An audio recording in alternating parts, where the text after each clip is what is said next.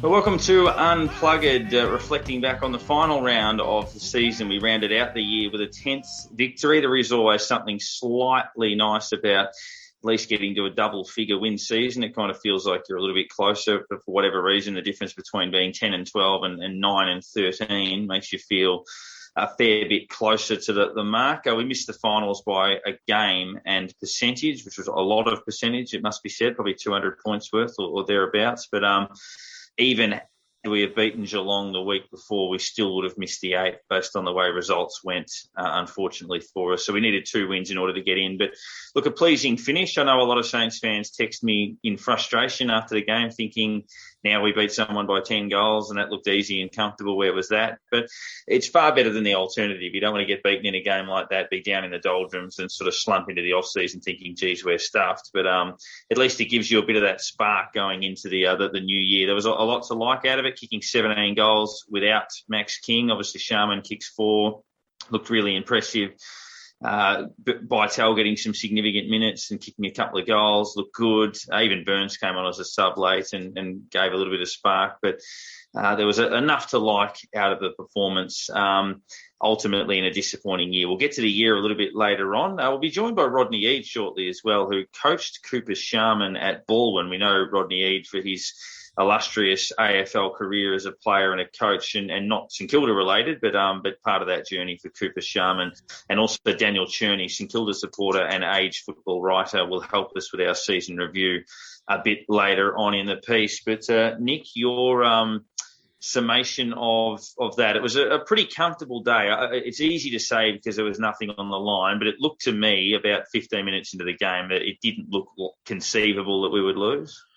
Yeah, it was kind of one of those no stress type afternoons, wasn't it? It was, and you're right that it was better than the alternative. We would have loved to have been playing for something, to have the motivation to sneak a spot in the finals, or looking at a top 4 spot or whatever that looks like. It's better to have that motivation, but in lieu of that, you still want to come out and give 4 quarters of good, strong footy.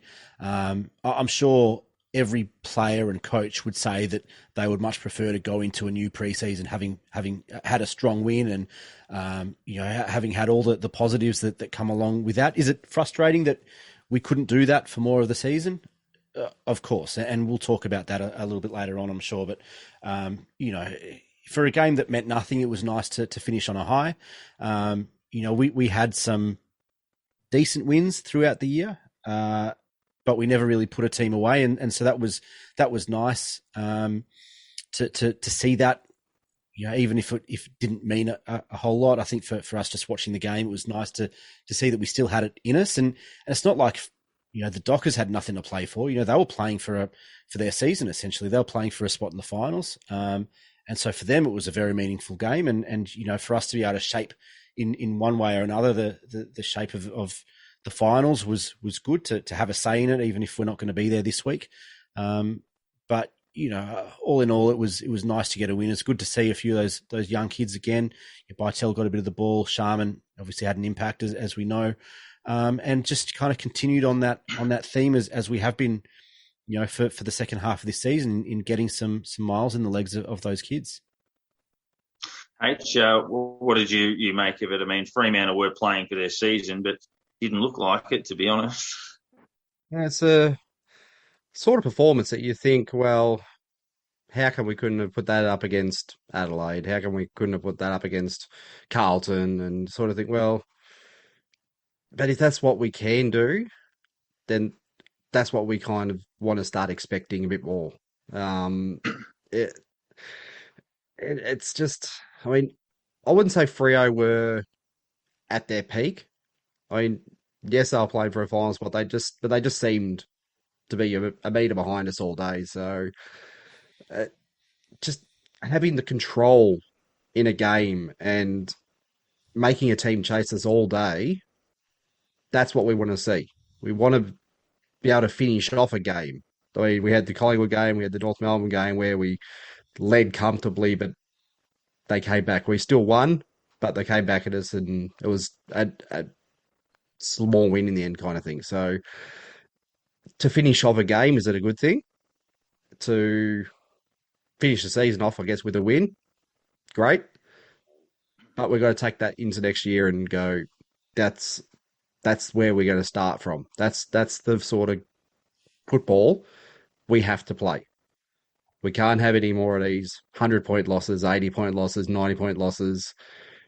We get those, then yeah, a good win like on the weekend sort of becomes pointless when you look at it in all. So, while it's a good win, yeah, it just sort of caps off the season. You go, well, it's a little bit of a waste in the end, though.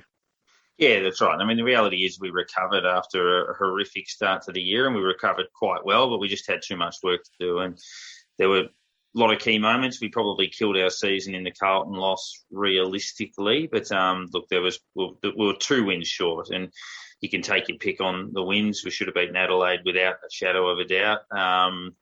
We should have beaten Geelong probably one of the 2 times we played them. We absolutely should have beaten Port Adelaide the way we were finishing that game. Sydney.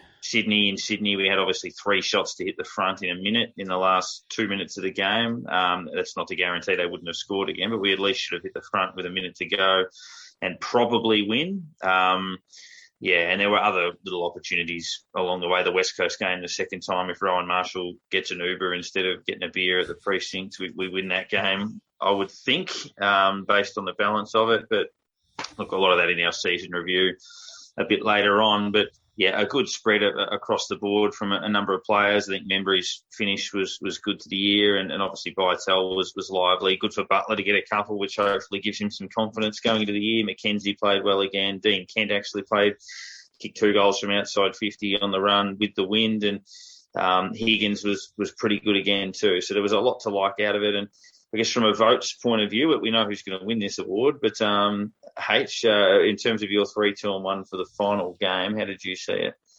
I think we knew we had a winner at round 10. So, yeah, I had a little bit of a thought, I think, over this game. There was a few that I was like, oh, I could sneak in for one. I could possibly take it here. There was sort of no one you went, they didn't play their game that they were sent out to do. I mean, obviously Hill would probably be the only one you'd go, well, he's probably not going to get a vote because he went off injured, or Vital as a sub probably wasn't going to get. Vital as a sub, wasn't he? Burns. Burns, sorry. That's what I meant. He wasn't going to get one coming on as a sub, so it's you're pretty much down to 21, and then yeah, it wasn't. It was probably one of the hardest ones of the year, to be honest. So, but I ended up gave one to Marshall. Just it was an all over ground effort on the weekend. His ruck work wasn't the best thing he did when you look at it. He out of the 4 ruckmen on the ground, he had the least amount of hit outs, which it's the last couple of weeks. His rucking hasn't exactly been his strength, it seems. But around the ground is where he really picked up in this game. He played that supporting ruck role, but he sort of played it to Hunter, which is not really what he's going to be doing when going ahead. You hope next year that him and Paddy are in tandem and he does a lot more of that. But yeah, I'm wondering whether he's got a bit tired towards the end of the season, and because I mean he was getting plenty of hit outs early on, but yeah, he just seems to have dropped off there. But yeah, at least around the ground, he still provided us quite a lot. So I was happy with that. 2 to Cooper Sharman. Oh, what a game! I think it was on. I think Ryan for a bit, and he obviously took the number one Played on Pierce defender as well. at any. Yeah, took the number one defender at any time, at any point that he was down there. So to kick 4 in your 4th game, yeah, he just showed something that like there's no wonder that we snapped him up in the mid-season draft. You had to a player like that, if you've got him sitting out playing state footy or country footy, and you've got to take him. And I think we've done that to ensure that no one else could take him in the national draft. it's been an amazing find, and he's gonna sit in our forward line for years to come now. And Same three as Max two, Heath. I mean, Max Heath was top 20 in the national draft if we didn't take him. So yeah, yeah, that was smart. yeah, and 3-2. I obviously Jack Steele. Another. I I think we get tired of talking about him. That's it's um yeah, just workman like does does everything that possible to try to get the team over the line and yeah, just he had one tackle taken off him after the match that put him one behind um the record tackles for a home and away season, which was a bit of a downer after we'd got, oh, okay, he's drawn level with it. So yeah, then we got news the next day they took one off. So it's a bit Right. of a little bit of a disappointment, but yeah, so second most tackles in a home and away season ever. So Bloke who runs uh, champion data as a St Kilda supporter too, so that's outrageous. Nick, how did you see it? Yeah, pretty similar. I had honourable mentions to Tim Membry, to Brad Crouch, and Rowan Marshall. I thought was an interesting one because I thought he was good, but I thought it was pretty clear that his opponent was not even on one leg. He was fairly hobbled, and I think they just tried to keep him on, on the odd chance that they might be able to snag a couple And your other ruckman wasn't much good. yeah, well, that's right. That's right.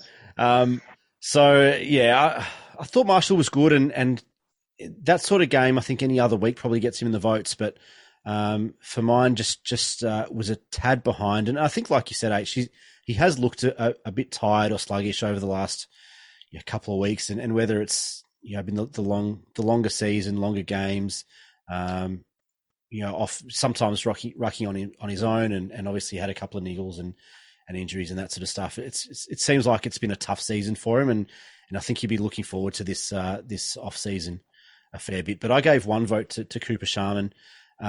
Just has kept improving week after week, and you're right.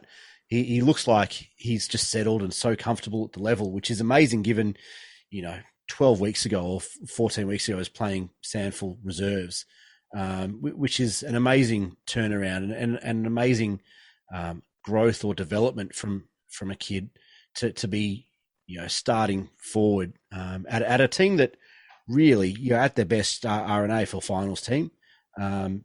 Whether or not he has that opportunity if we don't have the injuries that we had this year or not is yet to be seen, but he's clearly comfortable at the level. He's clearly got talent and the ability to play at this level. And from now, it's really about continuing that development and fitness and strength and all those things. But I mean, he looks a real fine, like you said, and looks like he'll be comfortable at this level for years to come. I gave 2 to Zach Jones. I thought he gave us something else in the middle. I thought his speed around the ball, he was still able to get in and under and get dirty and win the hard ball, but his speed around the contest was just something that we haven't had for a lot of the year. And he's a point of difference in our midfield to so many others that seem one-paced, and even Jack Steele, as good as he is, he's not a quick midfielder. He's not a fast runner. He can move well, but he's not a quick mid by any stretch. So Zach Jones just offers us something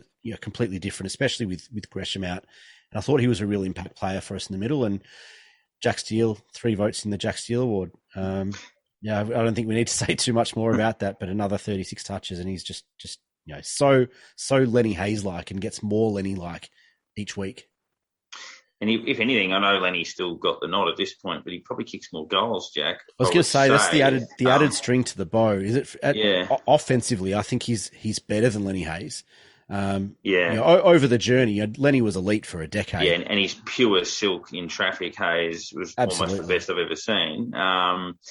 But yeah, Jack's the closest thing we've had to that player in a long time, or ever really, in many respects. And it's not enough superlatives really. But yeah, I gave basically the same votes as H. I gave a vote to Rowan Marshall, I agree with what was said. Apologies to Crouch, Jones, Membry for mine. I thought Webster was very good as well, and I really like Jack Higgins' game and even his input this season. I think he's been really good. Jack Higgins he had that one memorable day in Sydney where it didn't go to plan for him, but he's played well nearly every time, I reckon. Anyway, if he kicks 3-3 that game instead of 1-5, he's best on ground. Win. Exactly. He's had 27 he was the best player on the ground. Yeah. He just didn't convert at the end. So yeah, I think he's had a really good year if you look at his numbers, and I'm happy with what he's brought to the table. But he was unlucky to get on the weekend. I don't know the numbers offhand, but he would have had 22 or 23 and kicked a goal. I kicked 2 goals in actual fact, kicked the first goal of the game and the first goal of the second half, both of which were important, both against the wind and both sort of set us on our path. I gave a vote to Marshall for his impact around the ground, kicked a couple of goals late, and that's the type of role we want him to play. And credit to Hunter, he helped him play that role, admittedly with some banged-up opposition. Ryder would be more dominant, clearly, and could also do what Marshall does and go forward. But Marshall did the job, and Hunter supported him in that role enough, so Marshall gets a vote. Sharman gets 2. Just various aspects. The first goal he kicked was telling, but also the little pass inboard to Higgins was clever. The big mark he took 4th in line in the second quarter, and then his judgment for the marks in the third term, and then running onto space to get that goal in the last. And Jack Steele gets the 3. That was our best player and has been our best player. And I'm sure it's which one of you has got the full leaderboard. We do know that one, but do we call it the Jack Steele Award going forward officially, or do we give it a different sort of name? He's the one of the first 2 official ones that we've done in 2020 and 2021. Do we give every subsequent winner of this award a Jack Steele stubby holder or a photo or something like that? Do we make a Jack Steele Award, or do we come up with a memorial shield like the Hayes Harvey or the Caviar race in a race named after her whilst she was still running? Yeah. So I guess that is a possibility for Jack. But it's an interesting one, isn't it? Because the Winks won while she was still running. We called it the Unplugged MVP last year, and that's kind of what the basis was in the first half of this season. But it was pretty clear, I think, like you said, H, that we knew who was going to win it after about round 9 or 10. And it just became the Jack Steele Award. I'm happy to call it the Jack Steele Award. He's the inaugural and consecutive winner of the award, so I'm happy to call it the Jack Steele Award if you guys are. Well maybe just awarded to whoever comes second. Yeah, perhaps. We've got to come up with either a trophy or a stubby holder or something, and it is a picture of Jack Steele or something. So I'm sure they'd appreciate the humour in that. Like if next year, for example, I don't know, hypothetically, Rowan Marshall won it or something like that, you could give him, I know they're good mates, but you can give him a picture of Jack Steele or a stubby holder or something. I'm sure they'd have a chuckle. It'd be pretty funny. But we could get that to him via Claire and the team at the club, I'm sure. But it's going to take a lot to get it off him, I think. So who were our podium finishes? I mean, Jack Steele's won by 100 votes, I think. But who's come second and third? It was literally 100 votes. So, but just round down from top 10, just running backwards. So Brad Hill, Dougal Howard, Max King, Rowan Marshall, Tim Membry, Luke Dunstan, Zach Jones. In third on 23 votes, we got Jack Sinclair. Mm-hmm. Second with 35 votes, we got Brad Crouch. And on 135 votes, Jack Steele. Breaking it down, he polled in 19 matches, best on ground 8 times with perfect votes. Best on ground 12 times with perfect votes 8 times. So it's an absolute whitewash when you look at it that way. But we had a couple of players. Crouch took 2 best on grounds, Dunstan 2 best on grounds, and had 6 other players got perfect votes one other time during the year as well. So the votes were spread round, but I think I calculated that out earlier, and the next the next 6 from second to 6th position, or second to 7th position, lost to Steele by 1 vote. So it was, he definitely dominated it. I'm almost certain he didn't poll in round one either. So he's polled in 19 of the last 21 games. Jack I remember Steele. Membry got perfect votes, I think, in Yeah, round one. I think that day Steele had 17 at half time, but finished up with 21 or something. He was actually held in the second half, and somehow we won that game without him having an influence and 11 other guys injured. And we thought at that stage we were in for a pretty good year, but came a bit unstuck after that. But despite Jack Steele being the greatest player of all time, he didn't make the All-Australian midfield, sadly. But I would have thought these guys had great years. But you always got to take someone out to put someone in. Jack McRae and Zach Merritt had great years, unquestionably so. But Jack Steele had a better year than both of them, also without question. No issues, Clayton Oliver. No issues, Sam Walsh. No issues, Ollie Wines, who may well win the Brownlow. But I thought he shaded certainly. Merritt was great, but Parrish, for example, was better at Essendon, I thought. I mean, Merritt was terrific. And McRae, elite ball winner, no doubt. But Steele's more dynamic. Surely if Steele didn't have a better McRae. year, then I'd be surprised about that. And we know Touk Miller and a few others were a bit stiff too. But so that was the MVP. The guy that polled prominently in that last game and looks like he'll have a pretty good time for us is Cooper Sharman. It's only 4 games in. We thought a lot of people might not know a lot about Cooper. I certainly didn't know a lot about him when he came to the club in the middle of the year. You don't expect much from those players. You assume they're long-term development options that you'll see a bit in the future. But he gave us something to really like. We haven't had a player, I guess, impact that early in their career over a patch of a month in the manner with which he has. So we thought we'd go back to one of his first development coaches at Balwyn, in a man who's done a lot of coaching, Rodney Eade. And a path is clear. He legs it through the centre. 2 bounces Butler. He cricks it across to Sharman. He's going to go in for another one. Here's the greatest Sharman. Well, Rodney Eade was a premiership player with the Hawks, also represented Brisbane for a time. Most recently coached the Gold Coast Suns, but before that was a drought-breaking grand final coach of Sydney in 1996 and led the Western Bulldogs into 3 consecutive preliminary finals in 8, 9 and 10. But most recently as well, coach of the Balwyn Football Club in Melbourne's East, which included an emerging player by the name of Cooper Sharman, who burst onto the scene over the last month of the season, kicking 10 goals, including 4 against Fremantle in the last game, in which he was one of the unluckiest players in history not to receive a Rising Star nomination on the back of that effort. But Rodney, thanks very much for giving us some time. Thanks, Aaron. Thanks, guys. Good to be here. Now, starting off with Cooper, I guess your first impressions back in the day, you would have had him as a teenager. And did you know at that point that he was going to do what he did? And what was his development like as a young player?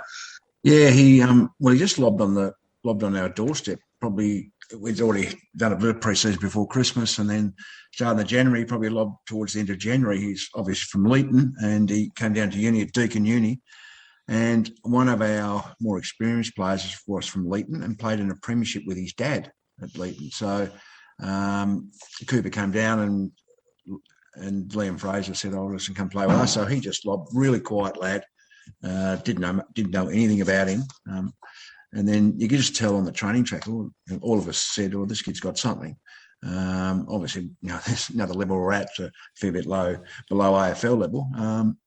Then we played him practice matches. Started in the seconds, dominated. Played a couple of senior practice matches and started in round 1 against a very good side and against a player who ended up being probably the best player in the competition, who had played the premiership at Box Hill and was the most contested marks in the VFL that particular year. And now he's gone to play in the Waffle, and Cooper outmarked him a couple of times. And we're going, "Oh, this kid's got something." And so his progression was slow. His raw talent was exceptional, but he's a very quiet lad, very compliant, probably too compliant. Very respectful, do the right thing. So didn't do a lot. He's had a lot of areas to work on, especially in the athletic department. Like, he naturally athletic, but never been able to, I would say, got fit. The running patterns, our grounds are smaller, so he'd get 8 or 9 possessions, but he'd do something special every now and then. One game he highlighted and kicked about 4. But you could tell he had something. So I phoned a couple of clubs, actually. I phoned a couple of AFL clubs. I won't say who they were, and people I knew. And then I spoke to so that was the main recruiting guy, those particular clubs. And I spoke to a mate of mine who was just a recruiting guy. And we had a few phone calls, and Oakley Chargers, we'd spoken to them. And so they asked him to go along, and he played. He played the last third of the year at Oakley. But this compliance, I think, and it's surprising that clubs didn't take him as a rookie. I could believe, because it's supposed to be a futures market, and I could just see there's so much upside in him because he's never had the development. He's never had training in an elite system ever. But I think going into Oakley Chargers, they had Rowell and Anderson, but more so Jamara. And I feel he was pushed to the side, and he was so compliant that most kids have got a fair bit of confidence. He's got enough confidence, but would just take the game. Well, he didn't. He just got out of the way for Jamara. But every now and then, apparently, he did some really special things. And I've got a feeling the AFL clubs looked at more about what he couldn't do rather than what he could do. And I always have the analogy, if he was an Irish kid, clubs would have been doing handstands and backflips over him. Like, he could kick, apart from kicking goals, his field kick, most guys who are good goal kickers aren't the best field kickers. Plugger's an exception. Plugger was an exceptional field kick, but Cooper's a really good field kick. Got high footy IQ, reads the game really well. Like that pass last week to Jack Higgins was a little bit loopy, but he's a vision to see that. I couldn't believe clubs wouldn't have taken the punt on him as a rookie because there's so much upside. So then in 20, he was going to play at Coburg. He didn't get drafted. Then the season got wiped out.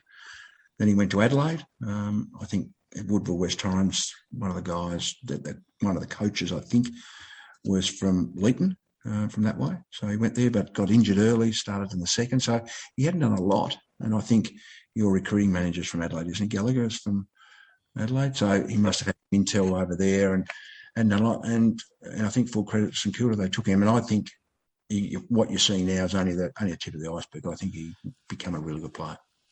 Rocket, you talk about his upside, but what does his ceiling actually look like? Does he remind you of anyone in particular that you either played with or against, or coached against, or coached of? It's a good question. He reminds me not as a bigger jump, even though he's got that in, a bit of a Jeremy Howe type player, that lean. Now we know where Howe's gone to as a defender. I don't think Cooper's a defender. I think Cooper's got good forward craft. But there was one mark he took at Balwyn. He had his feet on the bloke's head.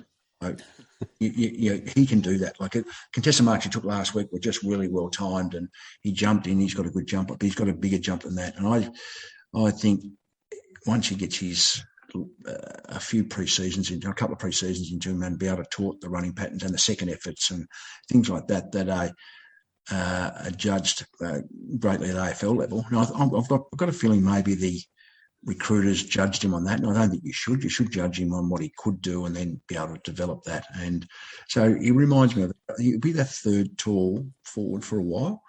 I know he played full forward a bit at the weekend, but with a view that maybe he can become a key position once it becomes a bit stronger. Now, I was going to actually ask you, do you think that I've heard a few people say they're a little concerned about having him and King and Membry and possibly another tall forward if we pick someone else up, all trying to squeeze into that forward line. He moved up onto the wing a few times as well, as a bit of a chop out of taking the mark and getting it up the ground a bit further. Do you think he could play that sort of taller winger as well, if required at times? Yeah, I do.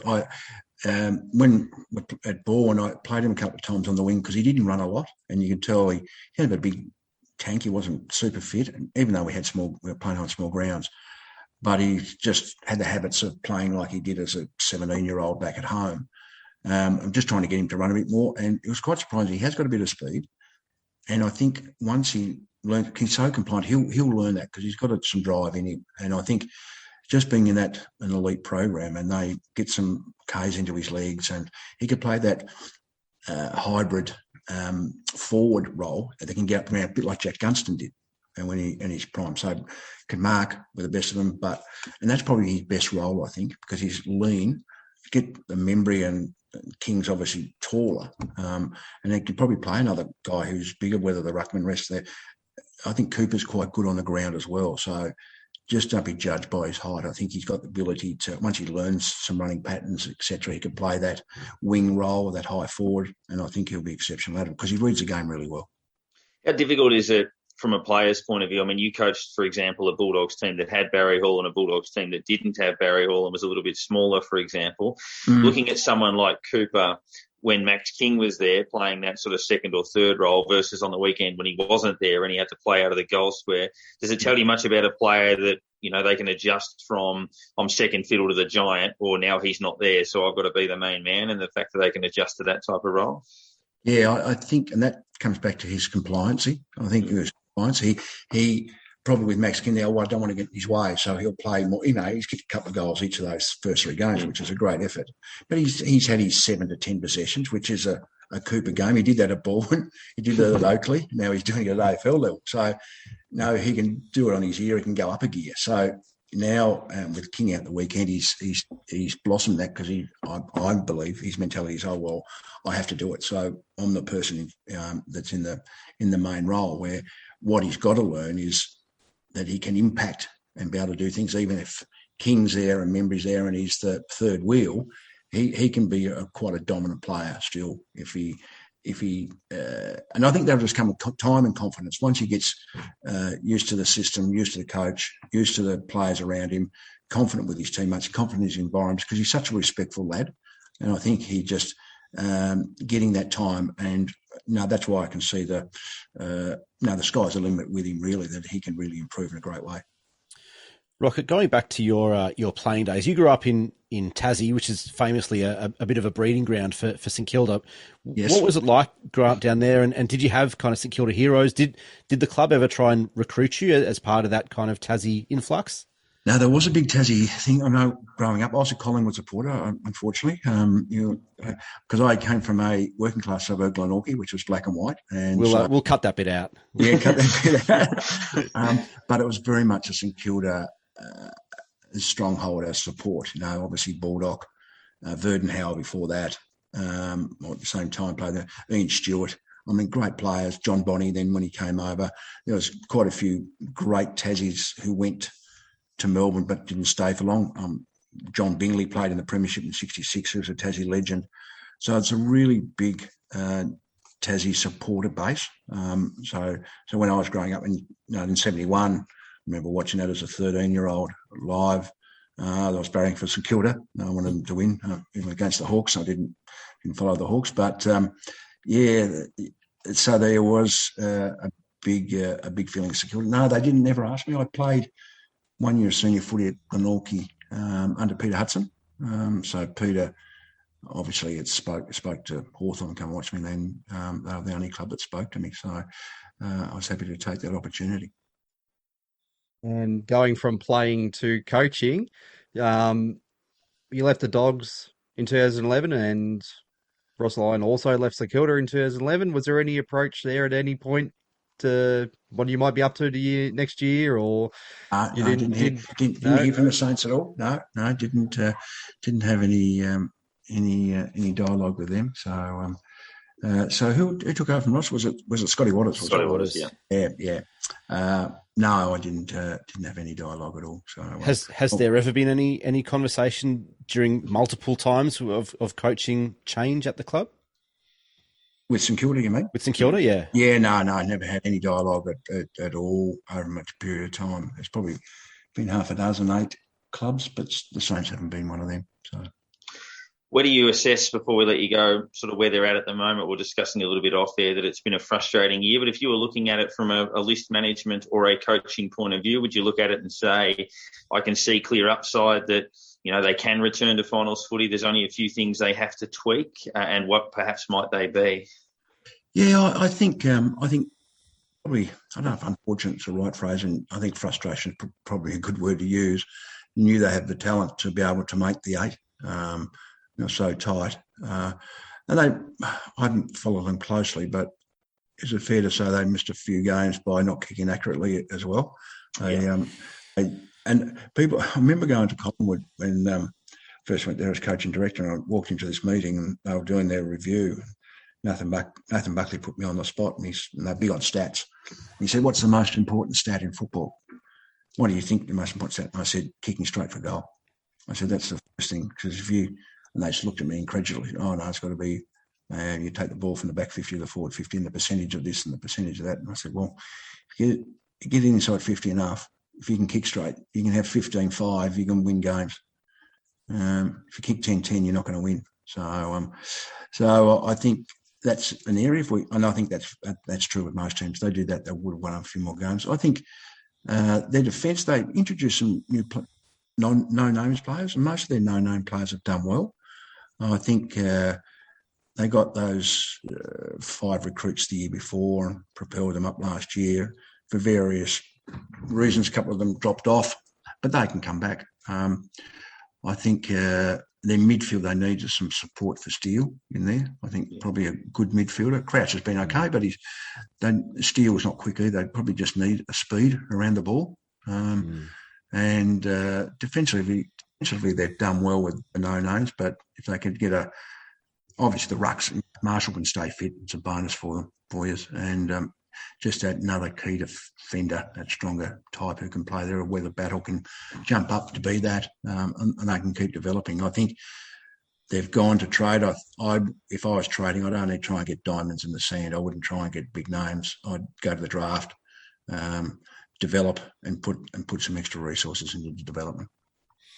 Rocket, last one from me, but it's always obviously been a big topic of conversation over the last few months. But where do you stand on a Tasmanian AFL team, and should it be a Melbourne club that moves south, or what's your standpoint? No, I think it's got to be a standalone team. I think Tassie's such a footy state that all the people there have got their own AFL team. So it's North Melbourne or Hawthorn or whoever relocated there, you'd only get a certain portion would support them, because it's not a Tasmanian team. And if they called the Tasmanian Hawks or whatever they were, it wouldn't be the same.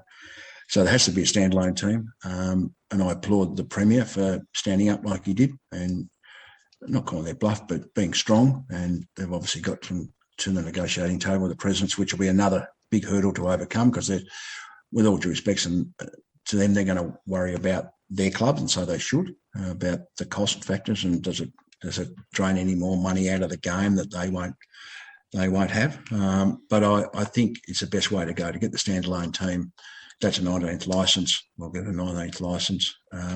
I think it'll be self-funding. I believe they've got a good financial model that they'll be able to stand alone. The North-South divide, I think they'll all jump on board as long as we get a good ground in Hobart. The Bellerive Oval is not a great ground, to be honest. As far as access, there's only one road in and out. It's windy. If they can build that stadium they're talking about at Macquarie Point, it'd be fantastic. So to answer your question, yeah, I think they could not only survive but thrive down there, and I think it'd be great for footy. And just finally, obviously we've got one horse in this race probably, but you got a Brownlow tip and then a Premiership tip? It's probably Bontempelli v Oliver for me. He's had a great year, Oliver.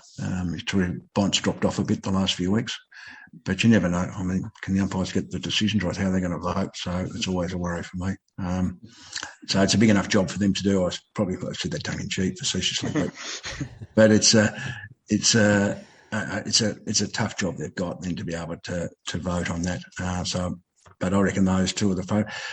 The Premiers, I think the competition's really even. And I don't say this nastily. I think the competition's dropped a bit.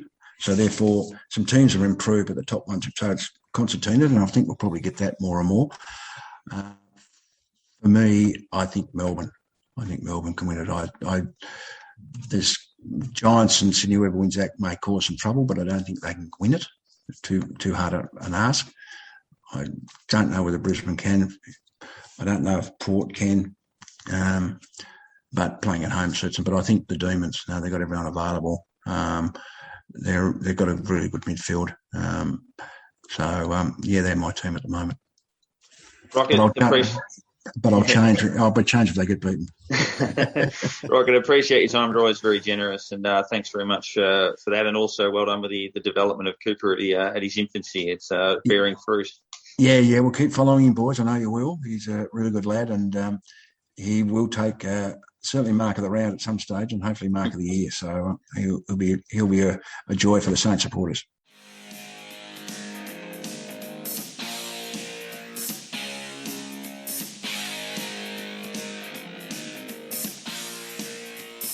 Well, Daniel Cherny is not just the man in the body paint from the 2010 grand final in the crowd, but also a fine reporter as covering all things footy with the Age, and certainly very prolific in his coverage of the game, and also a passionate Sainter, as that first point well demonstrates. And joining us as part of our season review as we look at not just what has happened, but what might happen next. St Kilda have been extremely active in the off-season the last 2 years. Can we expect something similar? Certainly in the outbounds, it looks like there'll be a couple, but will there be some coming the other way? Dan, thanks for jumping on.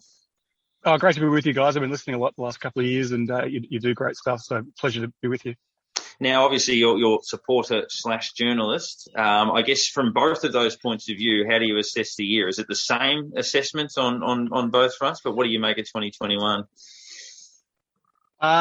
Look, I think broadly speaking, yes, it's a similar assessment. I think while I still, I'm unashamedly a St Kilda supporter, you sort of, I think once you start, look back to, you laughed about the 2010 grand final, but you become less and less. Probably less. I personally become probably a bit less passionate, or more to the point, probably take a more of a dispassionate view, just because it's the lens you sort of have to look through. I mean, you guys would be the same to an extent, but look, I think I suppose from a St Kilda supporters' perspective, maybe the feelings just are a bit sharper. It's the same sentiments, but the feelings are a bit sharper. But I think broadly speaking, it's been a poor year. It's hard to argue otherwise.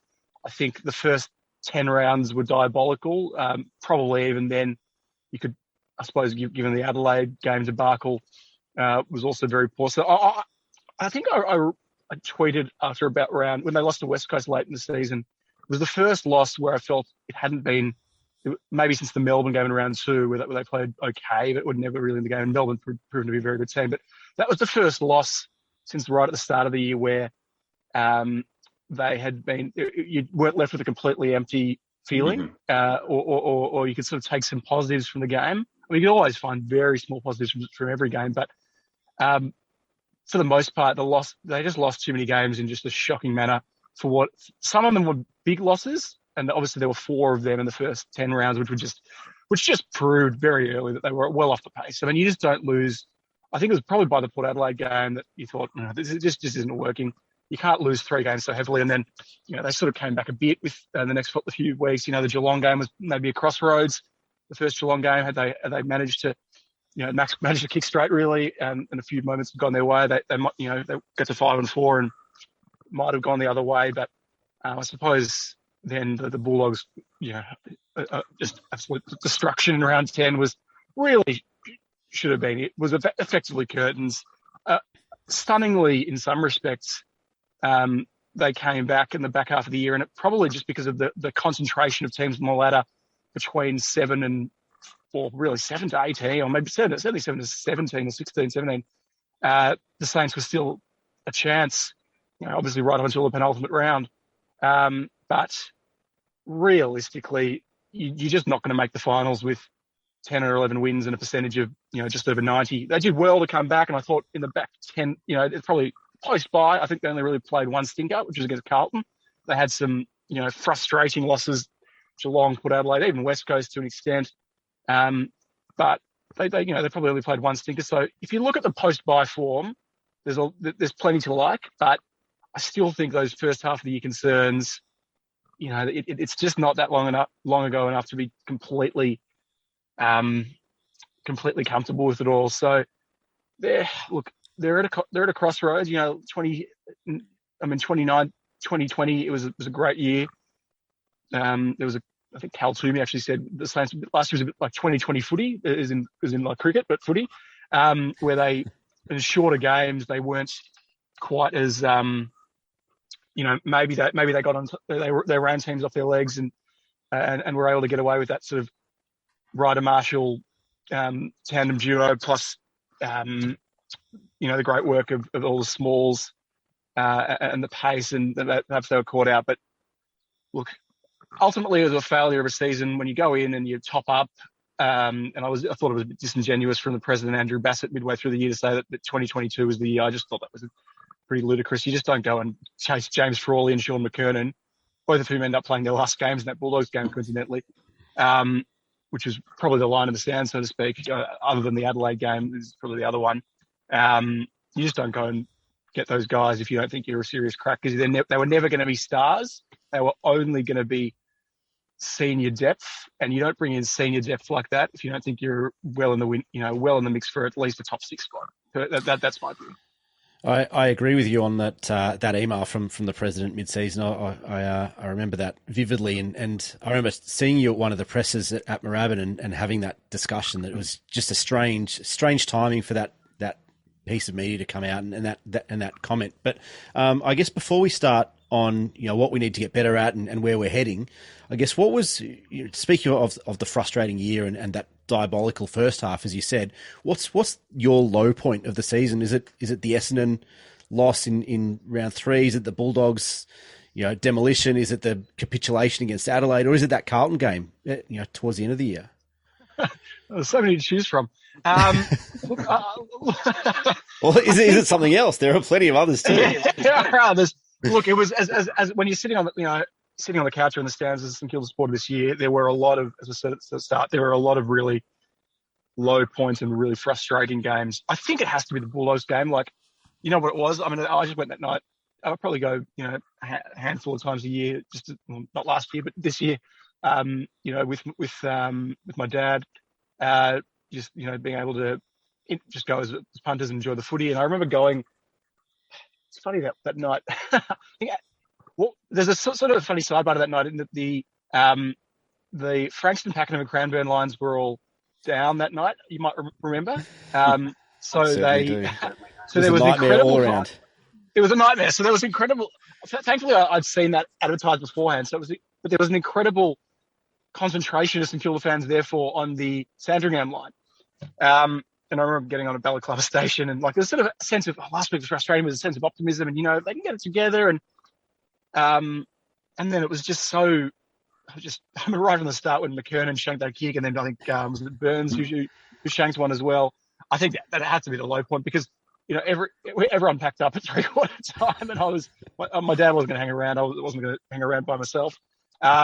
So we went.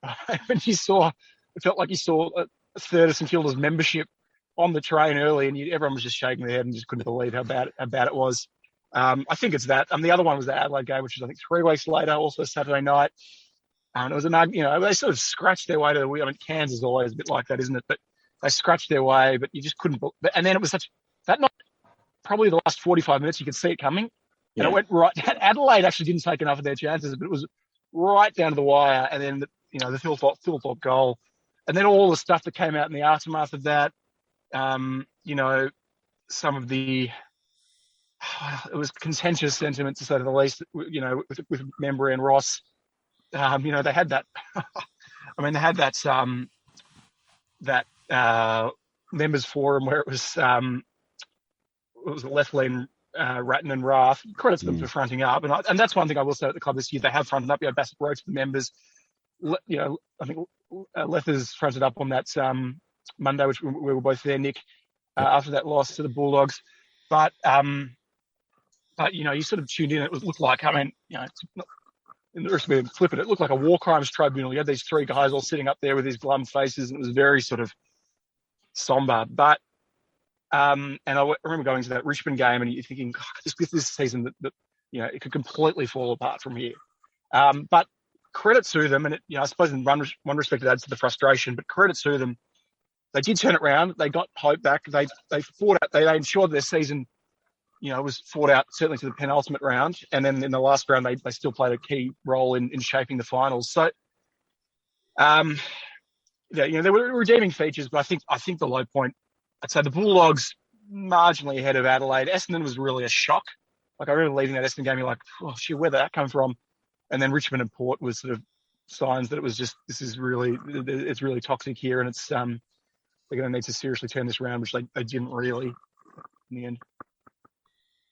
So, firstly, the list as it is currently, we've heard that Dunstan's not going to be offered a new contract.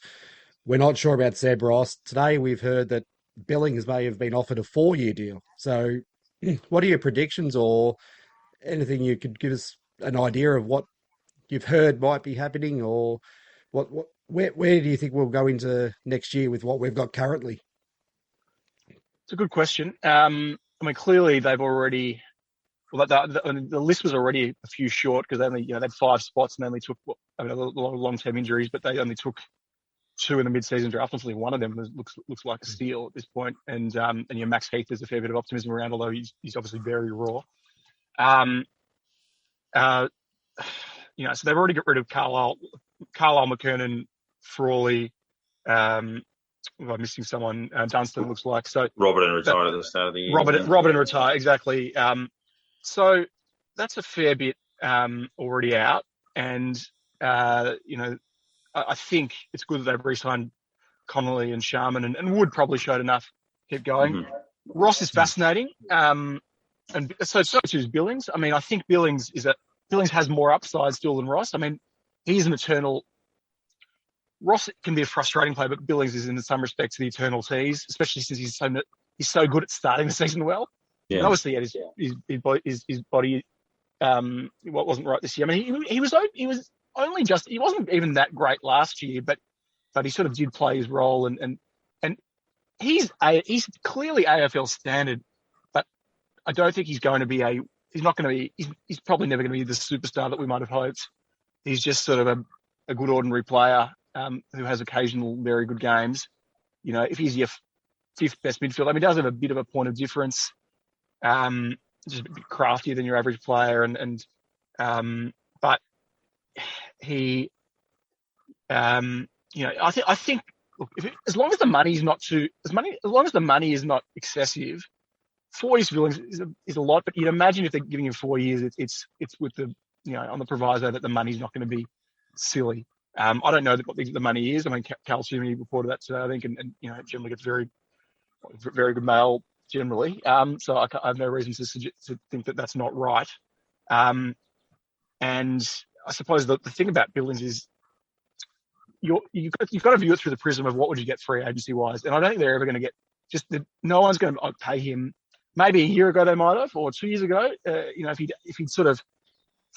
he'd ever sort of managed to string together an ascension that made him, would have pushed him as sort of an A grade talent. But he's just, he's been probably his best has been A-. He's probably a B play, a B grade player, over the course of the season. So I suspect that gets you sort of B grade compensation if someone was going to pick him. Is it worth it for a second rounder, or are you worth getting Jack Billings, who's, has until this year been pretty durable. And even this year, he battled through injury. He's been pretty durable. So I think he's still in the best 22. And as long as the money's not silly, I don't hate it. Ross has probably got to the point a bit like, not quite to this extent, but he's a little bit in the sort of Jack Nunes category when Nunes was a couple of years ago. I suppose those two are always a bit associated with each other, and obviously being the same draft. And Ross is now, a couple of years older than Nunes was then because it's the same draft.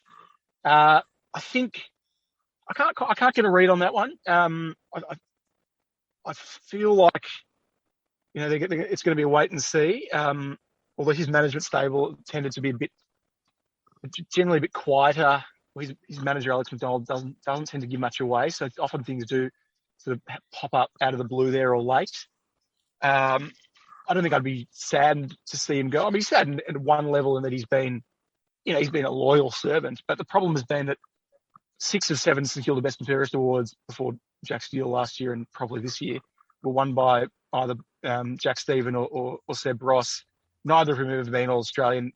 Stephen might have been once the All-Australian squad, but neither of it, they're just they're players who have sort of stood out amongst pretty mediocre average sides.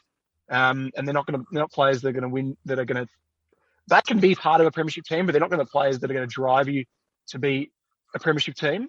So you've really got to weigh it up. And I think if they feel like they're going to get some sort of compensation, you go for it. The other thing is with Ross is there's just so many players on the list like him. Whereas I think Billings has at least got a couple more gears. But they've brought in, Gresham's going to come back. Gresham does have the upside, although he's almost, you do worry about with his body now, and he's gotten to the point where, what's this? He's going to his 7th year, so it really has got time to start, delivering consistently. But which he sort of did for a bit and then sort of ebbed and flowed a bit. But they've got Steele, they've got Crouch, obviously for the long haul. Obviously they got rid of Dunstan, which probably leads you towards Ross perhaps staying, but they've still got Vitell. It's just very one. Jack Jones is a bit different, but he's still still can be an inside player. So he's got sort of the inside outside disposal lets him down. But I'd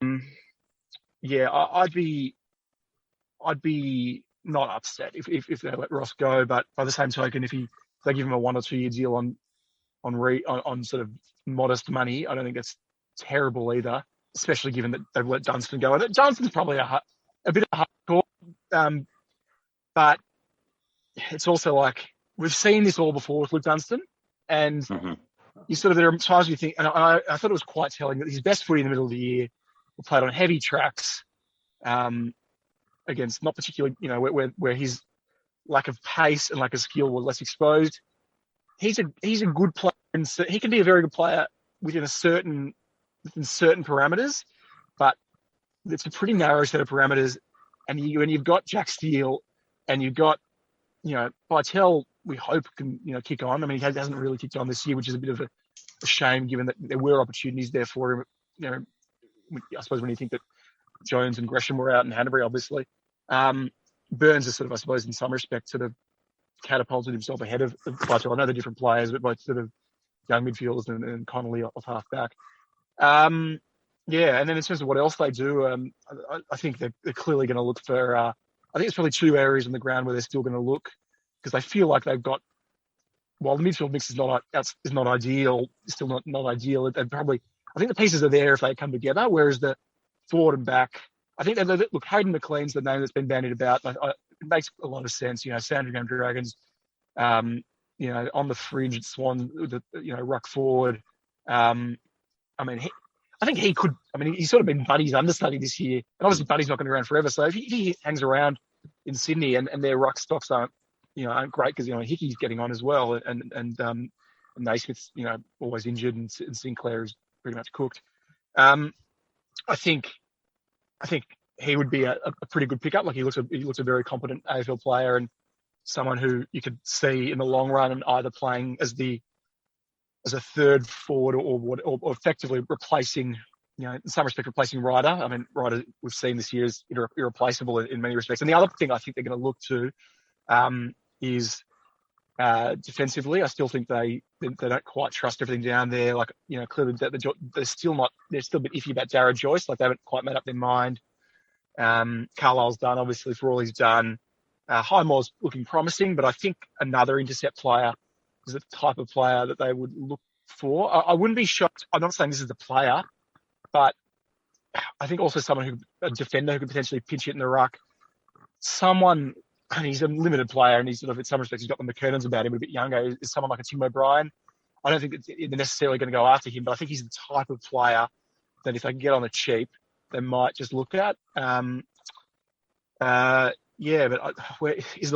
still don't know if the list is good enough to contend. Like Clark sort of stagnated a bit this year. Obviously had the injuries, but he didn't, even the first half of the year, like he didn't show anywhere quite, to me, he didn't show quite what he did in 2020. Caulfield clearly, he regressed sadly, and then had injuries as well. So you do worry there. Max is the big upside. Max looks like he's ready to take the competition by storm, and all that. I suppose I was as guilty as anyone, but all those concerns mid-season, you think, what were we worrying about him? And he's a special player, and provided he stays fit and doesn't completely get the whole taken by the yips, he's going to be a gun. And there's some other good pieces there. And, if you get Gresham back and you get a full season out of Zach Jones, there's a fair bit still to like, if Connolly and Sharman kick on as well. But is it a premiership nucleus right here, right now? No. What is it going to take to get you to that? Well, it's going to take improvement from guys on the list right now, and then a couple of, it's probably 3 or 4 really good, really nailing your draft picks, which they haven't been too bad at probably since about 2017. I mean, obviously the McCartan Billings era was, rough. And even the few years before then when they did, when there was as many picks. Anyway, sorry, I've rabbled on there for a few minutes, but I'm sure you have follow-up questions. I guess just on, you mentioned the intercept defender, whether Josh Battle could be that player. I know there's been some talk in the last 24 hours that some clubs are fishing around, and I can understand that, given his lack of, I guess, a solid position. On the Ross situation, I kind of see that as yes, you need to move players on around about that sort of level of their career, but you can't move too many on, as say Melbourne saw 15 years ago, when you can remove too much of your depth and therefore lose that competitiveness. But within the draft, obviously, we've got 2 academy players we're keeping an eye on. You can't bid on academy players if they are bid on in the top 20, if that makes sense. So you can't match that. And you've got young Owens, who looks a good midfielder. He'd be floating around the end of the first round, and Windhager the other as well. We just need a bit of luck, and maybe the absence of footy could conceivably help, and that they haven't been able to skyrocket up the list like they would have on form. So combine them with Max Heath, that might help in terms of getting those 3 ready-made draftees in, plus Sharman, before you've used 9 or whatever we've got in the draft. So I guess, do you feel we'll just take that youth approach, or is there an outside chance we go after Talia for defensive reinforcement, or we go after Parker with the thoughts that maybe he's gettable from the Swans? Both good questions. I think what we saw in the first half of the year, and even as we've seen in the back half of the year, particularly with Connolly and Sharman and Burns too, really, is that it's the youth is where there is genuine upside. And I think they've got very hard at topping up for a couple of years, and it's sort of worked to an extent. I think like Dougal Howard's become very, he battled at times this year, but overall he's been a very good pickup, and obviously Ryder, and then Zach Jones when fit. Hill's another matter, but I think something like Talia sort of is not a bad idea, because you wouldn't have to give up anything for him other than cap space. Parker, likewise, but I'm sure money is a big factor there. And I just highly doubt we'd have the money to do it. I just can't think of how we would have the money given who we've brought in over the last few years. And we know certainly in the instance in the case of Hill, hasn't come cheap. Now Hanbury has said he's taken a pay cut. Carlisle would have been on a bit. So sorry. Carlisle might have been on a bit. Carlisle might have been on a bit, although that was the last year. I suspect these extensions, you probably wouldn't have been that much. Look, it's always hard to know, and there are always ways to move around money, and they've locked in Max on a long-term deal. You'd imagine very lucrative long-term deal. So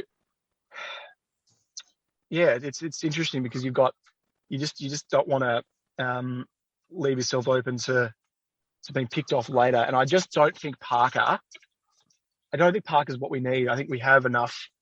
Parker's a very good player, has been a very good player, but someone was saying, I saw a tweet the other day which really resonated. Like, he's only 28, but like those are Sydney midfield years. Yeah.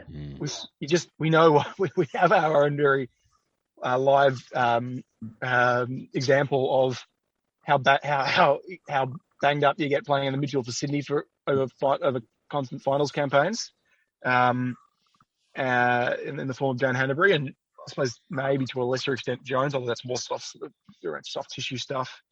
Not that Hanbury isn't, but so Parker's not the player I would be going after. I just don't think they're right in the window where they, how many elite years does Parker have more? Is he even elite now? I think he's very good. Is he an elite player now? Actually, like, who does he replace in the 22? And who when you bring him in, who's he stopping from getting a game? I just don't think that's the priority. I think the priority has to be, if you're right in the window, 100%, but they're just not right in the window, so they have to be more cautious. Otherwise, you open yourselves up to a big hole down the track. Chern, something we get asked about on the socials a fair bit, but Adam Cerra is obviously a much younger version of that midfielder that has become available in the last few weeks. There's all those stories around him and the relationship with Ross Lyon, who it looks like will be the next Carlton coach. And, you know, Cerra's been rumoured to be going to Carlton almost all year. Is there any shot, yes, one of the questions we get asked, is there any shot that we could swoop in late with an offer for Cerra? Look, I've heard nothing to suggest yes. It seems like he's going to Carlton, and it'll get done. You know, they've got draft capital. Interesting. I'm not sure their cap is interesting because they have paid a lot. You know, they have brought in a lot of big name players, and then they've also brought in, and then they've got their own stars that they've needed to lock away on big coin, and got Sam Walsh coming out of contract. So, look, I don't think so. I don't think he's a primary target. You know, if it got to an impasse with Carlton, you never know. But I don't think I've heard nothing to suggest yes. And in the absence of that, you just got to assume no. So, just to finish off, if you think about the one thing that you say that is the absolute that we need to have before we go into next season, what would you say that one thing would be? It's a good question. I actually think it's get our training to use a Tomoism, get our training services right. Like, I just, you know, that you're just not going to compete when you have 29 fit players to pick from, and several of your best players missing most of the season. Now, some of them were unlucky, and some are just generally injury prone, including, you know, the guys that they brought in, Frawley and McKernan, and obviously Hanbury. But I think they've just got to be fitter. It didn't look like they were fit enough. I just think they were getting so consistently done on the outside. They will defend it, but the fact that they've moved on, Matt Hornsby, makes me think that they might have realised it just wasn't working. I think more than anything, that's it. Because last year, most of the key players were available for most of the season. Gresham missed a bit at the back end of the year. Hanbury, obviously. I might be missing one, but, you know, it felt like most of the core in 2020 were playing every week.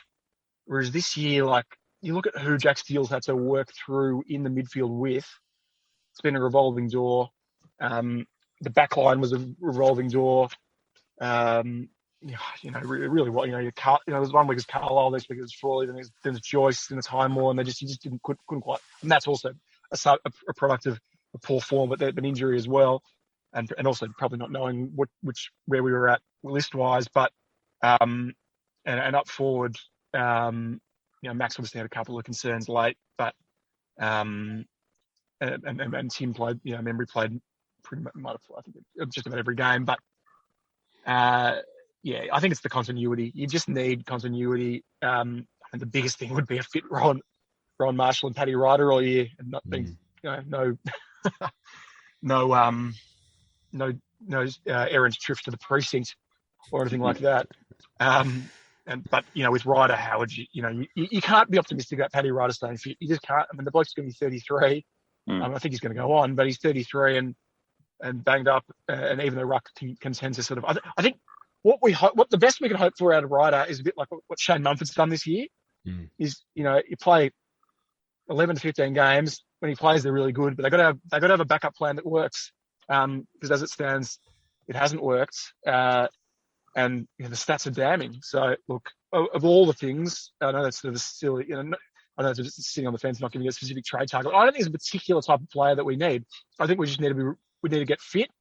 And then in the long run, we need a ruckman, but more to the point, we need our best team on the park every week. We just didn't have. Yeah, that's right. I mean, in reality, we had, for the optimist, we had the toughest draw, arguably, and the worst injury list, and missed the finals by a game and a half. So there's room to move.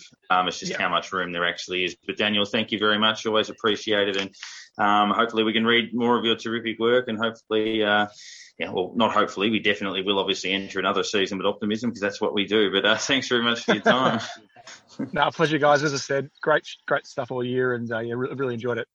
Daniel Cherny there joining us from The Age, and you can catch all of his work. We look at the year that was, and I guess the telling part from my view was, as we discussed a little bit with Daniel there are a few aspects of the season that are hard to understand. There are parts of it that do make sense. Our conversion in front of goal struggled a little bit.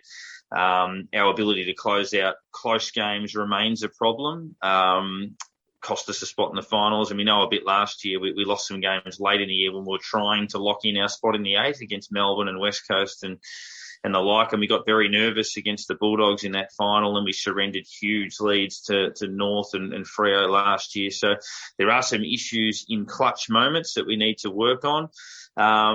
And, we know injuries are real. We know that the draw was hard and all of that stuff makes sense. That the losses to Essendon, Port Adelaide, Richmond and the Bulldogs in the first half of the year don't make a lot of sense. I'm still trying to get my head around why they went as badly as they did. We're not that bad.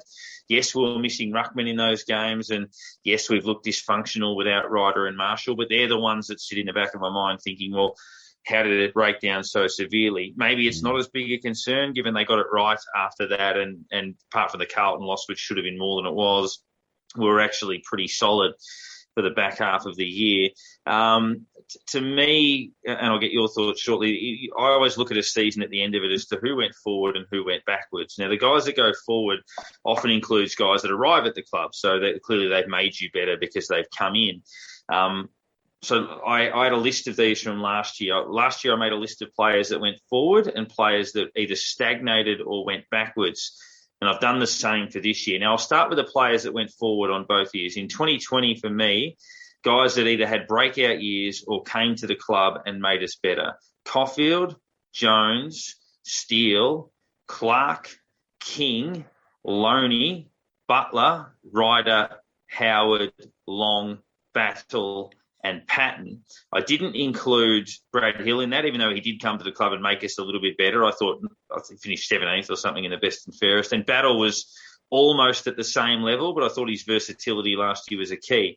This year, the numbers are quite the same, different players, but Crouch made us better. Hill actually made us better a bit this year. Steele again, King again, Higgins definitely.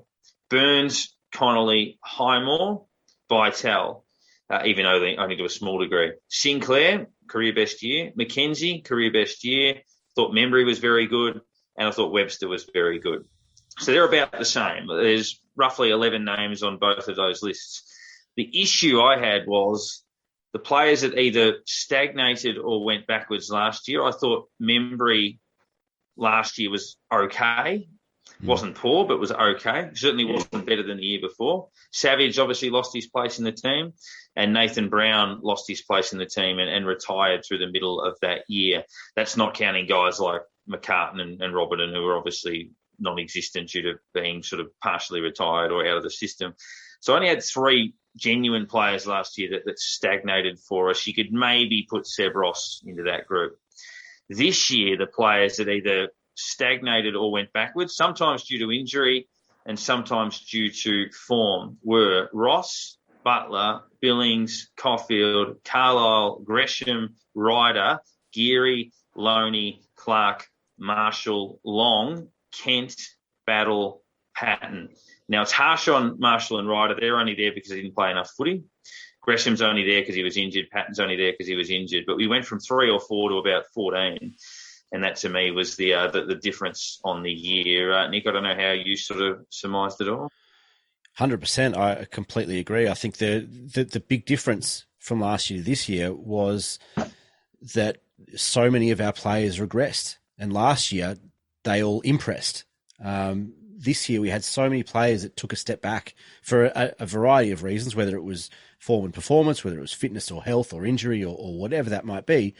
But so many players took a step back compared to the level that we expected from them last year. And I suppose, we've spoken a lot about a lot of those players throughout the year and the reasons for some of those regressions. But it goes to the first half of the year. You talk about the lethargy and the lack of intensity that we showed, and whether that was a fitness issue, as alluded to by Dan Cherny earlier, or and we've spoken about that throughout the year as well, whether that was a fitness issue, whether it was a mental issue, whether it's a leadership issue.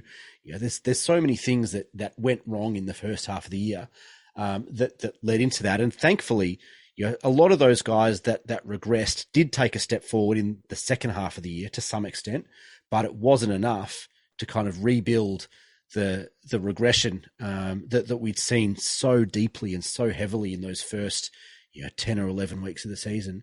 And it was almost impossible to recover fully from that, which is ultimately how the season ended up for us as a club. One thing that Dan kind of touched on as well was the whole players in, players out, players missing, just not having that consistency in the team. You're running out every week with a different guy next to you. That can have a big impact on a player by himself. So you're used to, when you've got the consistency of say you break him up to 6-6-6, you've got that same 6 week in, week out generally. You might have one drop out now and then and come back. And when you've got that 6 players playing week in, week out together, you build as a group, and that group just flows together. That's one of the real things we missed this year. There was too many players coming in, too many players going out, missing the key player to a group at times. I mean, we started with Gresham in the middle, extracting the ball for us every week. All of a sudden, he's gone.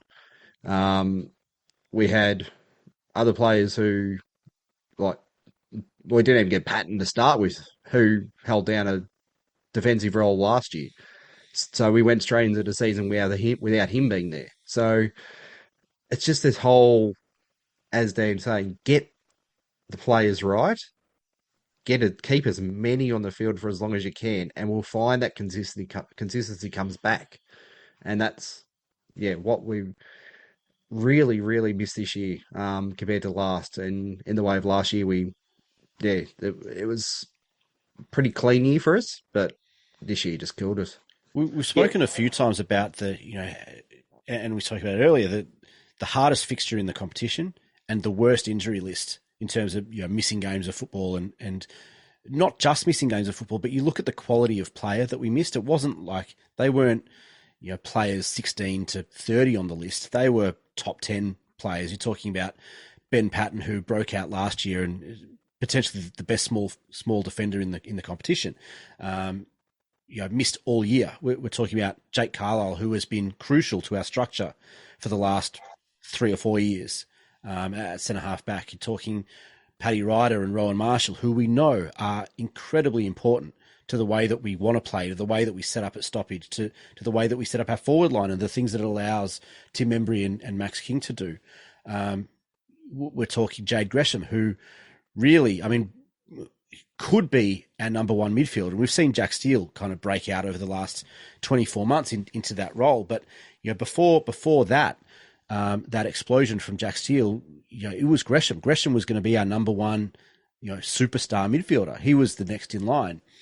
He spent the first couple of years up in the forward line, in the forward pocket. But as he kind of got stronger and fitter and more powerful, even though he's a small fella, the ability for him to win the ball at stoppage and win clearances and extract, like you said before, H. He was almost elite at that level and just needed that one more step, needed that breakout season as an elite midfielder that should have been last year, and he was on that track, and some really unfortunate injuries to Gresh kind of halted that. But these players that have missed for us, Jack Billings in the second half of the year, and at times earlier, the way that he started the year was really promising, as he has a number of times. But these aren't, fringe players for our club. These aren't fringe players that are in and out of the lineup each week or rotational type players. These are our elite guys. These are the guys that impact week after week after week, and should be top 5, top 10 players every week. It wasn't just the amount of players that we missed, but it was the quality of those players that missed every week. Yeah, absolutely. And it was in most aspects of the game.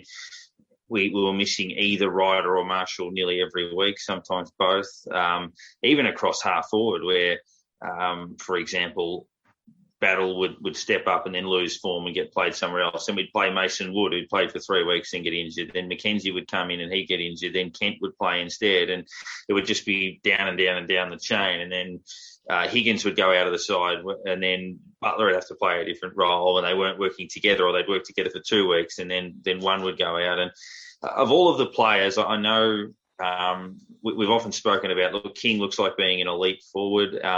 Certainly our defence is solid. I mean, you wouldn't say that there's an elite player amongst that group, but they are very, very good, like Howard and Wilkie and Highmore. And I think Brad Hill's found his spot. I think he needs to play off halfback with that rebound run. He gets more of the footy. He's more creative. That's his spot, I think. But in the midfield, so Jack Steele is an elite player. We don't have another elite midfielder. I mean, Crouch is very good, but very, very good. So top echelon, but not absolutely elite. But we have 2 guys that can be elite, and one we miss more than anyone, and that's Gresham. He's a huge player for us. And I think the two, he and Hunter Clark, are the 2 guys that have the capacity to be, and Clark was a bit disappointing this year, but they have the capacity to be real silk players in the middle of the ground, and we could go from 1 to 3. Steele, Gresham and Clark could be that. But we keep saying that with Hanbury. He's not going to be elite, but he's a very, very good player. It's just whether he's fit. We saw that he was good. He could have got votes conceivably on the weekend as well. So to me, and Marshall, obviously, Marshall played probably 12, 13 games. If you could give me a wish list, apart from Steele, who needs to be there, if you were to say 3 guys have to play every week for us, I want Gresham, Clark and Marshall fit, and King would be the other one for obvious reasons. But our midfield with Marshall, Gresham and Steele as a starting point every week is very, very good. And yeah, look, Gresham is the classy. When I say the classiest player on our list, it's funny. I don't think he's the best kick on our list. I don't think necessarily that he's the best pure midfielder on our list, but his ability to combine winning clean clearances, he's probably our best clearance player in terms of winning decisive clearances. He can also play forward, and he's very creative around the goals. He's our best goal-kicking midfielder. He's an X factor. I mean, you look at what other clubs have, and they've got a Dustin Martin or a Bont or whatever that is, and he's not the same type of player. Clearly, he's 3 feet shorter than both of those guys, but he is our X factor, and we've missed that so dearly in the last year and a half. Yeah, spot on. And if he plays all year, I think the difference he makes is that we would make the 8. And Clark, we just need to get him sort of settled into a role, whether it be at midfield or off halfback. Probably not halfback anymore. He's got to go into the midfield or on a wing or something like that. But he was okay this year. I wouldn't say he was poor. He played some good games, but he wasn't as good as he was the year before, and he wasn't as good as we thought he would be. And Marshall's a superstar. So yeah, if they're our 5 most important players, and I know Ryder's super important, but to me it's Marshall, Gresham, Steele, Clark, King are as important as we have. So that's sort of where I sit on it. I'll probably chuck one more in there as well, and that's Jack Sinclair. Yeah. He's taking that step.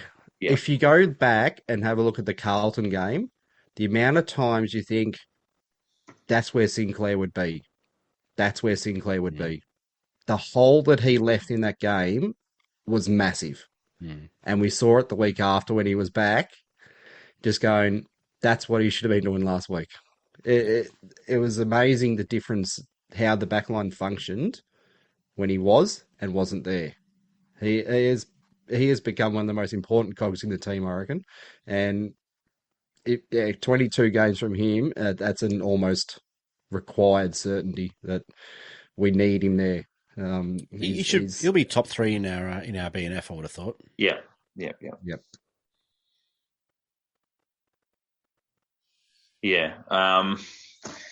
I guess from there we look at targets. Probably Battle is worth a chat as well. As we were talking to Dan Cherny, there is some talk that he's been targeted. It was clear from talking to some that he was unhappy or frustrated with the way things were going, and I can understand that. We need a spot for him, and a lot of people pointed out that Would he play forward and has Sharman taken that spot? Would he play back but has Webster or Highmore taken that spot off him? Can he play out as a tall wingman? Maybe, but we need to find a spot for him because if he just floats, we'll lose him. I think he played his best footy as a defender, as kind of an intercept. Agreed. Tall. He can play on a man, and I think if you look at a traditional team structure, it's probably centre half back for Josh Battle. I think he kind of plays that role a little bit like Goose Maguire did back 15 years ago. 16 years ago, I guess, but plays his best footy off a man, and can really be creative and run out of halfback, but can also sweep across and take those intercept marks. I think that's how he played his best footy in 2019, and obviously has the ability to swing forward and impact the scoreboard. If we need him to for a quarter or whatever, he has that ability. But I think he dearly needs a position. We spoke about continuity, and you mentioned that not from just a team perspective, but from an individual perspective, that if you give him a position, say this is your spot, clearly there might be times when we have to move you forward or we've got to put you on a wing or whatever, but you're centre half back. This is your spot. I think that he can really thrive in that type of role and take some of the pressure off Dougal Howard, Cal Wilkie in terms of taking some of those bigger guys. I mean, Dougal Howard's a really solid fullback. He's a really good fullback defensively, but his issue is with ball in hand. We know that.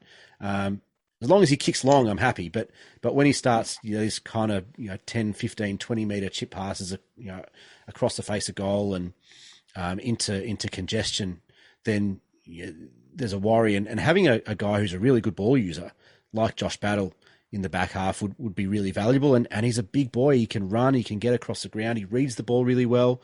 He's got a high footy IQ.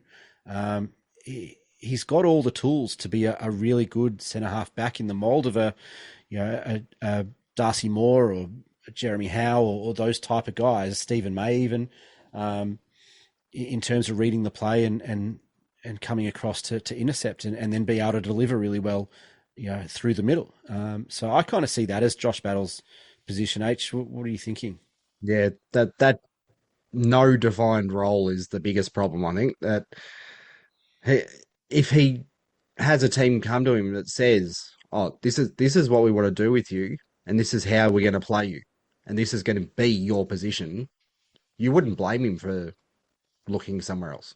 That's what a player wants. They want certainty. They want a job. They want a role. They want to know what they're doing week in, week out. And that's not really what we've done with him. We've sort of just, I guess, gone to him on selection night and said, "Oh, okay, you've been thrown in and played in this position." There's no, this is your position. This is your role.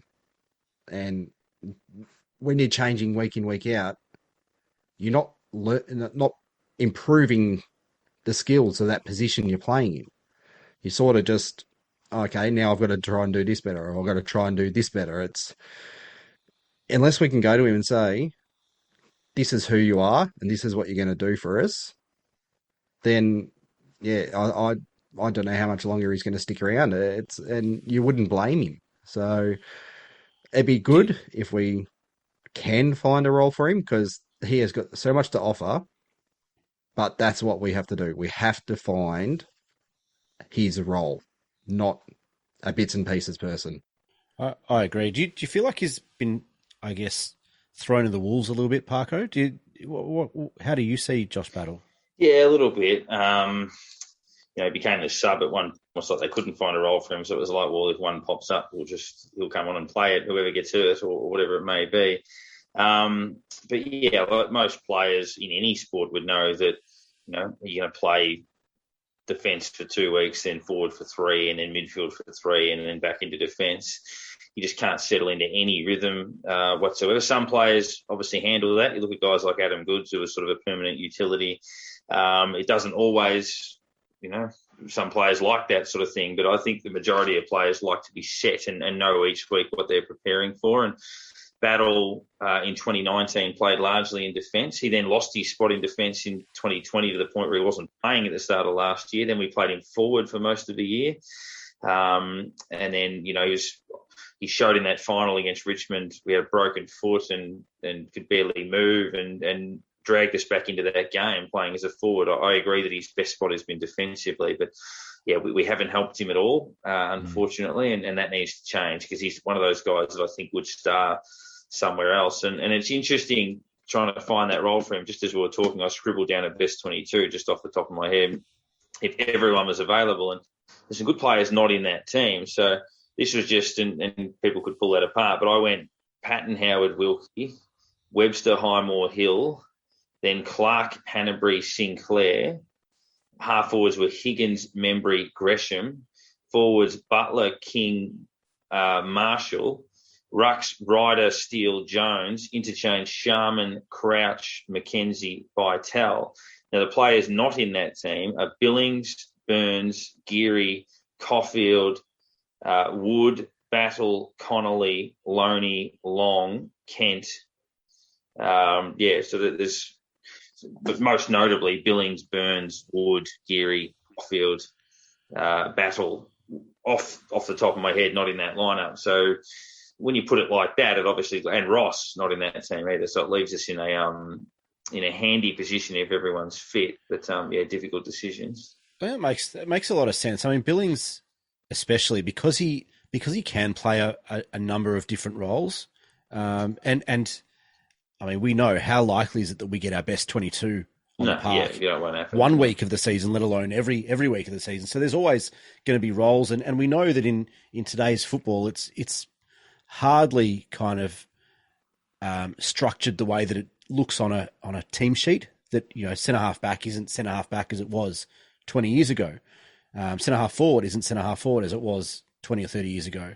Probably even as it was 10 years ago. And the way with midfield rotations, that if you're named on the bench doesn't mean you're not a good, if you're a midfielder named on the bench and not in the centre or not in the followers, that doesn't mean you're a bad midfielder. It just means that you're part of the midfield group.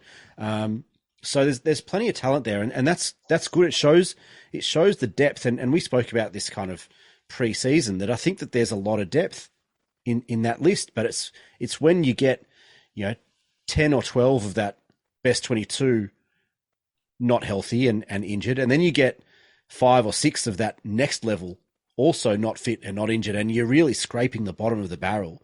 And the last 2 or 3 players on the list every week, that's when you're going to struggle.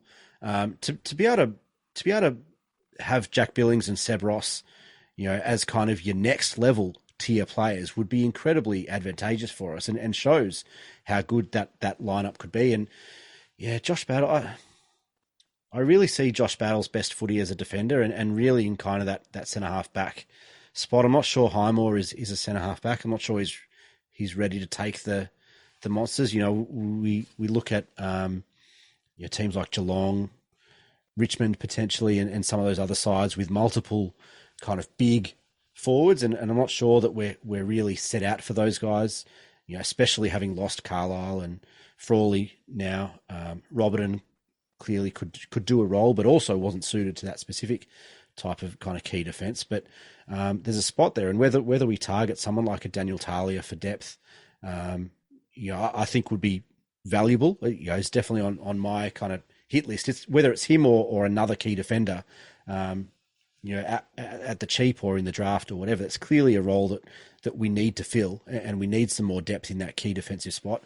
And it kind of seems to me that we've got a guy that can do it on the list already. And he's contracted.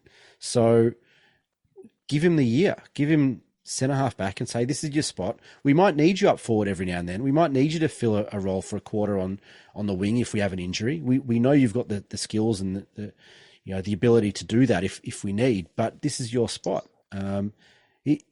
We've had players like him that have the ability to play across different lines before. We've had guys like Jason Blake and that sort of thing.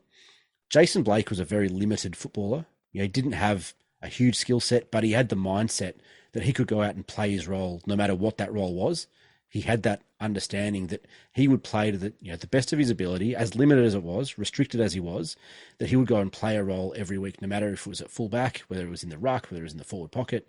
And Battle has more ability than Blake. Absolutely, and Battle's far more creative, but I think he needs that structure. I think it seems like Battle needs the structure to know what his role is every week, because he's not as limited as a Jason Blake. Jason Blake had a couple of things that stood him out, stood him out from the rest of the crowd, and that was kind of his work ethic, his running ability. It wasn't about his skill level or his football ability. It was the work ethic and the way that he ran hard and presented and did all those little things. Josh Battle's far more skilled, far more talented, far more creative, but he needs some structure to be able to utilise that, I think, for the best outcome for us as a footy club. Yeah, get it in his mind, I guess, needs to be, this is what I've got to do. I've got to put myself behind basically the club and give everything. Make it look, bleed for the jumper. I mean, we saw that 2 years ago probably. He really threw himself about and just put everything into it, but it just kind of, I guess, fell away again. But that, as I said, that all comes back to knowing your role, being given a role, and feeling, I guess, part of the team. I mean, you're not going to, I guess, throw as much into it if you don't feel like you actually belong where you are. So that position of, as you say, maybe a centre half back or like a back pocket, because I mean, a lot of teams do play pocket calls, I guess. They play that set, like you got your um, Kennedy and Darling. Both of them usually play quite deep.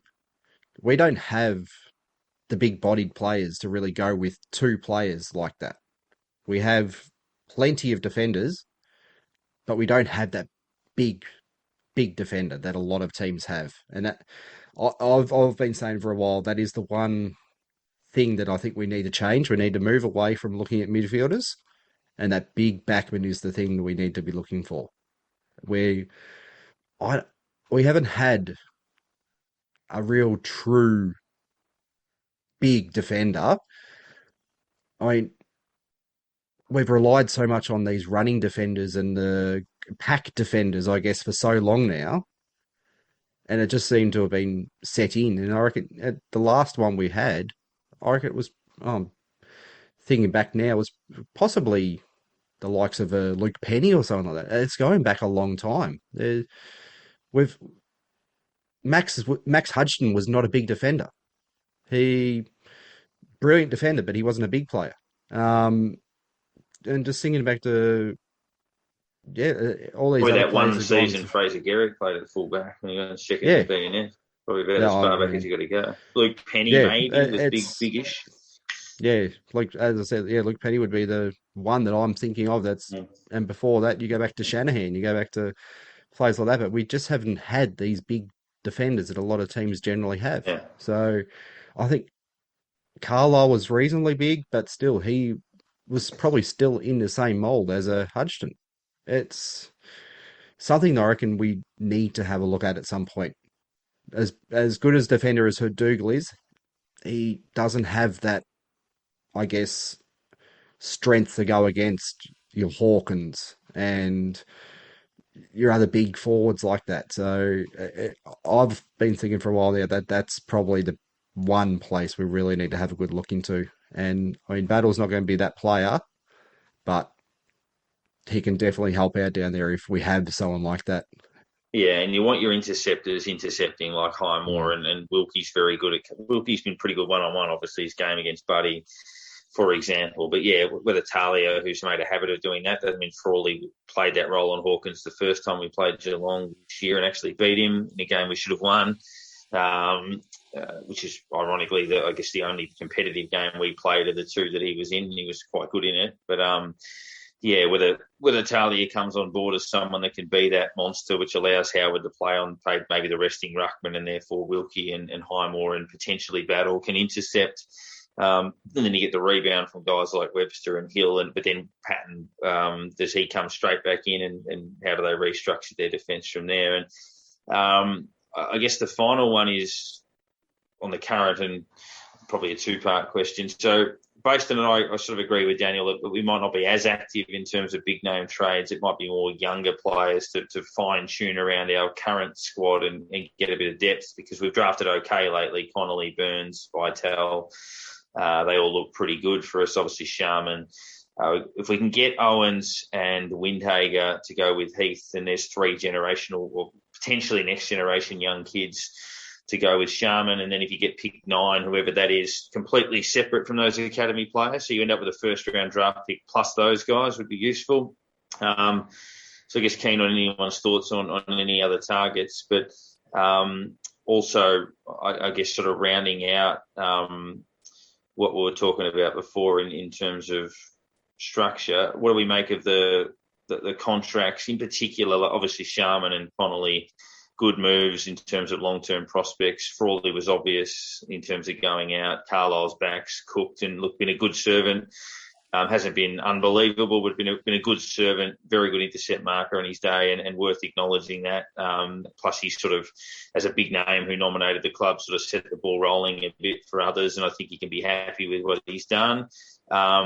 Geary, I guess the thoughts on that. Does he stay captain now that he's played on, or stay co-captain, or does that get entirely relinquished to Jack Steele? Hey? I think it goes to Steele solo next year. I guess there's still a role there for Geary. I don't think you had him on your best 22 before, but that's where he'll come into being a more mature depth. Instead of bringing someone in, you've already got him there. That's basically the way to look at him, as how to play him next year. If we need a bit of maturity in a small defender or whatever to fill depth, then we've got him. So he's obviously not going to be on a huge contract anymore. He's, if he played 10 games next year, I'd be very surprised. It's been a brilliant servant for the club. You can't take any of that away from him. But yeah, I don't see him playing a whole lot more football for us. But if we have this injuries again, he may, and he actually is ready to go, then he's someone that you look at and go, you've got the experience. We need you out there.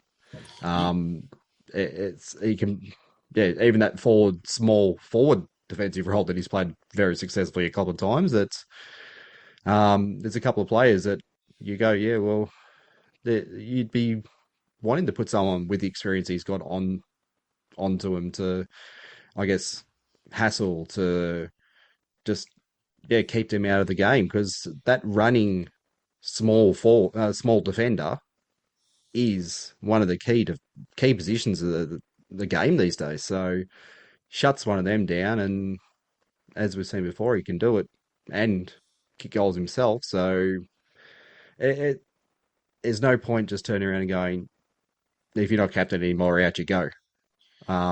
Definitely stick around for a little bit, and if he's got something to offer, then you keep him in.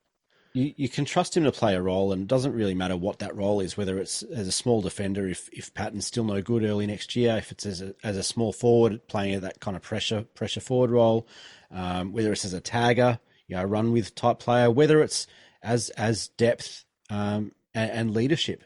We know that that's something that we've lacked at times this year is leadership within the footy club, within the playing group. We already know that we're losing some experience in terms of Carlisle and Frawley, who's only been around for a year, but Dunstan, most 99% gone. We've said that we're not going to offer him a contract. You have to imagine if he doesn't get picked up and we're not able to fill some holes, that maybe you offer him another year just to kind of keep that continuity. But the potential to lose Carlisle, Dunstan, Ross and Billings all at once is still there. It looks like Billings will stay. We still don't know. There's not a whole lot of talk about Ross, but he's uncontracted, and there's clearly been some interest from other parts of the league. So, there is the potential for us to lose quite a lot of experience, big body, strength, and leadership, on-field leadership that, is really hard to to build and really hard to add into a club in the short term. So, especially with cuts to the football department and the soft cap and all that sort of stuff over the last 12 or 18 months, that Jaron Geary on a small 1-year contract to add a bit of leadership, to add a bit of coaching experience or whatever as a quasi assistant coach almost, that could be pretty valuable. So I wasn't surprised to see him offered another year. I expect that he probably, like you said, probably doesn't play 10 games next year, and if he does, then we've got issues again, either in depth or injuries or health or fitness, whatever. But I think that he's still got a role to play within the footy club, and there's still a place for him. As a depth player, not as captain. I think you're right, H. I think that's Jack Steele's. That's his landscape now. That's his environment, and he's proven. I was a bit uncertain about him at the start of the year when Gears was injured, and worried about how Steele kind of takes that on his own, but he's clearly, no issues there, and I think he gets that role solo next year. Yeah, I think it's a pretty fair assessment overall. But look, there's plenty of reasons to remain optimistic, but at the same time, a lot of things they've got to get right. We probably will check in again over coming weeks as things update through trade periods and stuff like that. There's a couple of little celebrity chats that are floating around that we're hopeful to land, that will sort of bring you as they pop up over the next couple of weeks. But yes, that's a review of the season and a review of last week. And we appreciate your listenership through the home and away season. Unfortunately, not a finals campaign. This one, it won't be our final show for the year because there'll be enough to talk about with trades and drafts and that sort of stuff over coming weeks. But it's been a journey, not always a pleasant one, but certainly been an emotional roller coaster, as it always is. And we look forward to sort of staying in touch and seeing what the off-season looks like as we head to 2022, believing, I guess, that we are still around the mark and capable of being a pretty good side if we can get it right. So fingers crossed they learn some lessons and onwards and upwards towards a big year. Desperate spoils. McKenzie. King. Still.